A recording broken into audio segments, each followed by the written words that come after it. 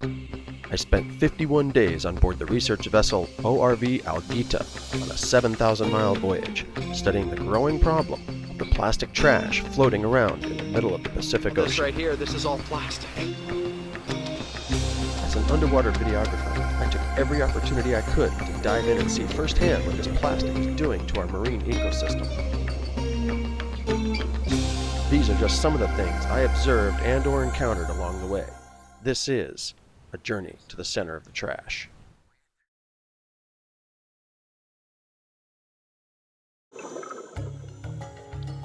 After my maiden voyage with Captain Moore in 2002, where I was first introduced to the problem of plastic debris in the ocean and saw the result with my own eyes, I not only became more aware of all the plastic I saw while diving and the increase of offshore plastic washing up on a local beach on Oahu, but I also saw a steady increase in the awareness of the Pacific garbage patch, ranging from news articles to discussion threads. However, I kept hearing it referred to as an island, and this description creates the illusion that the plastic is so concentrated it should resemble a city river basin after heavy rain. This is simply not the case. So on this voyage, I wanted to show how so much plastic can be adrift in the ocean, yet no one seems to be able to capture the entire thing on a video clip or a satellite image. The first thing to understand is the size of the plastic debris. Most of the plastic may enter the water as complete items, such as a plastic bottle, buckets, or even containers and fishing floats. If those items remained whole, then it would be easier to see, but in a short time the UV rays of the sun begin to degrade the plastic and it becomes brittle. As a result of wave action and other external forces, the brittle plastic breaks down to smaller and smaller pieces and becomes harder and harder to see from a distance. Even heavy plastic eventually breaks down to tiny fragments, only visible from inches away.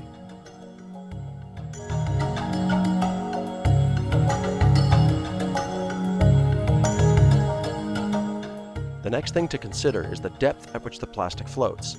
Although some material such as styrofoam floats on top of the water, most plastic items float right at or below the surface, and they float similar to ice cubes, with most of the object beneath the surface, making them very difficult to see.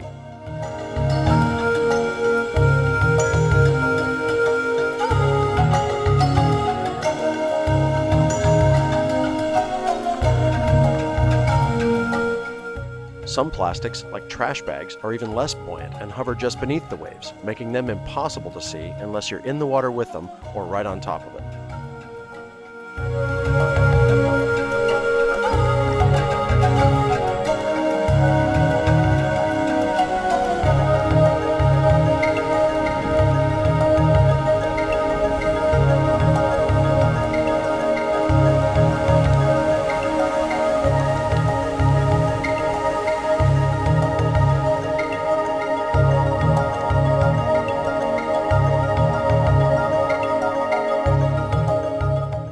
Finally, some items have been fouled by organisms enough to change its buoyancy and can be found drifting as deep as 30 feet if it doesn't sink entirely.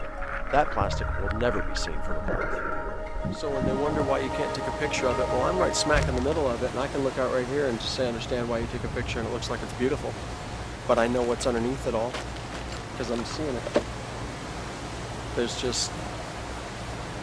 There has to be some way for people to understand the severity of this problem.